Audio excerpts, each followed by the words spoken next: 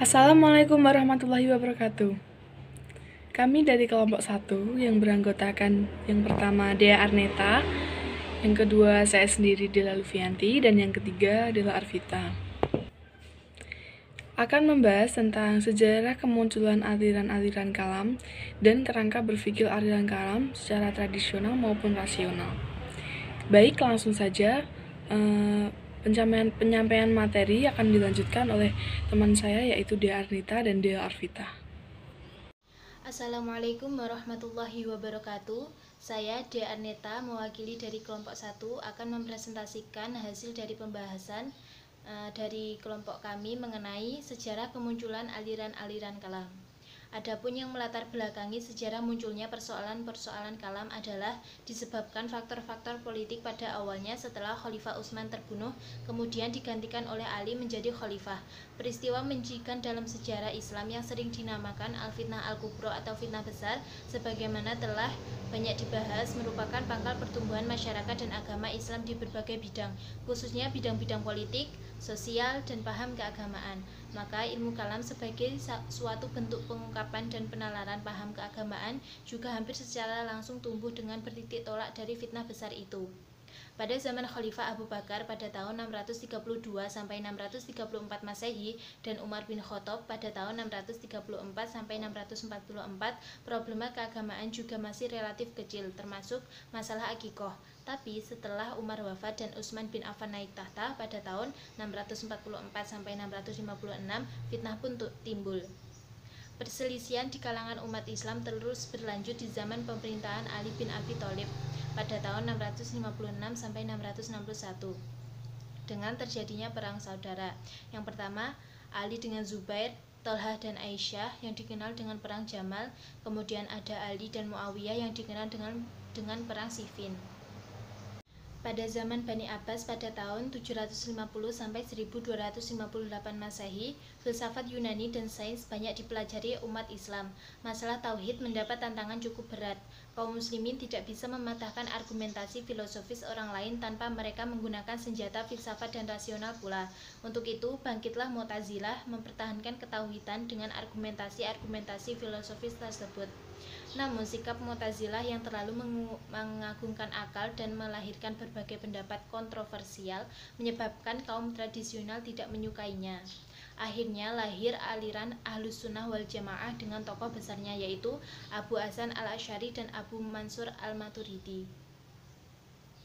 Kaum Mu'tazilah menolak paham Jabariyahnya kaum Jahmi. Kaum Mu'tazilah justru menjadi pembela paham Qadariyah seperti halnya kaum Khawarij. Maka kaum Mu'tazilah disebut sebagai titisan doktrinal namun tanpa gerakan politik kaum Khawarij. Tetapi kaum Mu'tazilah banyak mengambil alih sikap kaum Jahmi yang mengingkari sifat-sifat Tuhan. Lebih penting lagi, kaum Mu'tazilah meminjam metodologi kaum Jahmi yaitu penalaran rasional meskipun dengan berbagai premis yang berbeda, bahkan berlawanan, seperti premis kebebasan dan kemampuan manusia. Hal ini ikut membawa kaum Mu'tazilah kepada penggunaan bahan-bahan Yunani yang dipermudah oleh adanya pembawaan kaum Mu'tazilah ke dalam penerjemahan buku-buku Yunani. Dalam perkembangan selanjutnya, ilmu kalam tidak lagi menjadi monopoli kaum Mu'tazilah. Adalah seorang sarjana dari kota Basrah di Irak bernama Abu Al-Hasan al-Asy'ari pada tahun 260 sampai 324 Hijriah atau 873 sampai 935 Masehi yang terdidik dalam alam pikiran Mu'tazilah. Tetapi kemudian pada usia 40 tahun ia meninggalkan paham Mu'tazilahnya dan justru mempelopori suatu jenis ilmu kalam yang anti Mu'tazilah. Ilmu kalam al-Asy'ari itu yang juga sering disebut sebagai paham al-Asy'ariyah kemudian tumbuh dan berkembang untuk menjadi ilmu kalam yang paling berpengaruh dalam Islam sampai sekarang karena dianggap paling sah menurut pandangan sebagian besar kaum Sunni. Ilmu kalam termasuk yang dikembangkan oleh Al-Asy'ari juga dikecam oleh Hambali dari segi metodologinya.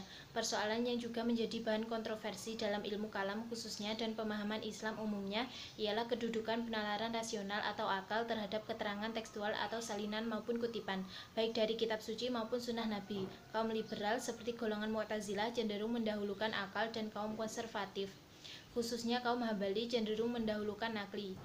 Berkenaan dengan masalah ini, metode Al-Asy'ari cenderung mendahulukan naqli dengan membolehkan interpretasi dalam hal-hal yang memang tidak menyediakan jalan lain. Di mata mereka, seperti halnya dengan ilmu kalam kaum Mu'tazilah, ilmu kalam Al-Asy'ari pun banyak menggunakan unsur-unsur filsafat Yunani, khususnya logika atau mantik Aristoteles. Demikian pula konsep-konsep Aristoteles yang lain, seperti kategori yang 10, yaitu esensi, kualitas, kuantitas, relasi, lokasi, waktu, situasi, prosesi, aksi, dan pasti. Juga konsep-konsep tentang genus, spesies, aksiden, properti, dan lain-lain ditolak oleh Ibnu Taimiyah sebagai hasil intelektualisasi yang tidak ada kenyataannya di dunia luas.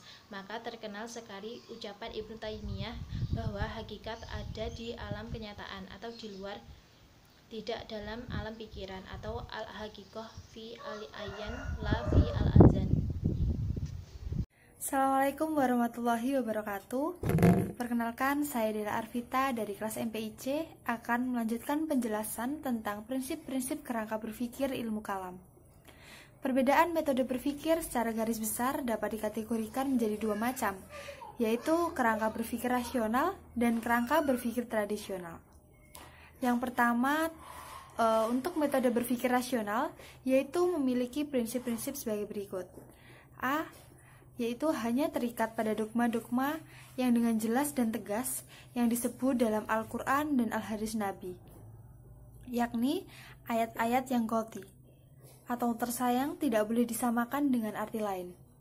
B. Memberikan kebebasan kepada manusia dalam perbuatan dan berkehendak, serta C. Memberikan daya yang kuat kepada akal. Yang kedua, yaitu metode berpikir tradisional, yang memiliki prinsip-prinsip sebagai berikut. A. Terikat pada dogma-dogma dan ayat-ayat yang mengandung arti zani atau tersayang boleh mengandung arti lain. B. Tidak memberikan kebebasan kepada manusia dalam berkehendak dan berbuat. Dan C. Memberikan daya yang kecil kepada akal. Aliran yang sering disebut-sebut memiliki cara berpikir teologi rasional adalah Mu'tazilah, dan adapun yang sering disebut-sebut memiliki metode berpikir tradisional adalah Asy'ariyah. Jadi kesimpulannya, ilmu kalam muncul disebabkan oleh yang pertama, persoalan pergantian pemimpin dalam negara Islam. Kedua, persoalan politik menyangkut peristiwa terbunuhnya Utsman bin Affan dan penolakan Muawiyah atas kekhalifahan Ali bin Abi Thalib. Ketiga, persoalan kelompok Khawarij. Keempat, persoalan tentang perbuatan manusia dan takdir. Dan berikut metode berpikir dalam menentukan suatu ketentuan yang dikategorikan menjadi dua macam, yaitu metode kerangka berpikir rasional dan metode kerangka berpikir tradisional. Aliran yang sering memakai metode berpikir rasional adalah Mu'tazilah, sedangkan yang memakai metode berpikir tradisional adalah Asy'ariyah.